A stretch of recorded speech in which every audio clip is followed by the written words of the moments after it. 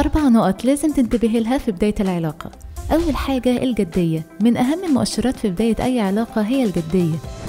يعني الشخص ده فعلا عنده استعداد للالتزام والجدية ولا لأ، وده ممكن تلاحظيه في طريقة كلامه وتصرفاته معاكي. لكن بكل حال من الأحوال ما تكونيش انت اللي بتطلبي منه الجدية أو الالتزام، لازم يكون إحساسه بالالتزام والجدية ناحيتك نابع من جواه. تاني حاجة المظهر الخارجي. خلينا نتفق إن الرجالة مش بيهتموا بمظهرهم كتير، وأحيانا هتقابلي شخص مش هيعجبك مظهره ولا اختياره للبسه أو شعره، لكن التفاصيل دي ممكن تعبر عن شخصيته كتير. فحاولي ما تلفتيش نظره بطريقة مباشرة للعيوب اللي في شكله.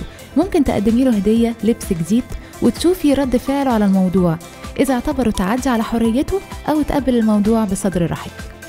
تالت حاجة ضعف شخصيته. من أهم المؤشرات اللي لازم تنتبهي لها هي ضعف شخصية الراجل، ودي هتلاحظيها في تصرفات كتير بينكم أو في قصص ممكن يحكيها لك عن حياته، هتبين إذا كان شخصية اعتمادية ولا شخصية مستقلة.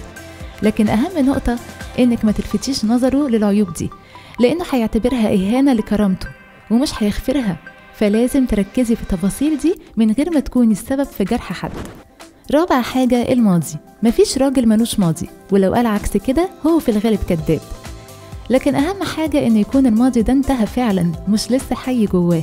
علشان كده من أهم المؤشرات اللي في بداية كل علاقة واللي لازم تنتبهي لها كويس هي الكلام عن الماضي. بمعنى، هل بيتكلم عن حاجات قديمة كتير أو بنات كانوا في حياته في يوم من الأيام؟ كويس إنه يتكلم معاكي عن تجارب سابقة في حياته، لكن لازم تلاحظي إذا كانت فعلا بقت سابقة ولا لأ. ودي أهم 4 مؤشرات لازم تلاحظيهم في بداية كل علاقة علشان تقدري تاخدي قرار بالاستمرار من عدمه.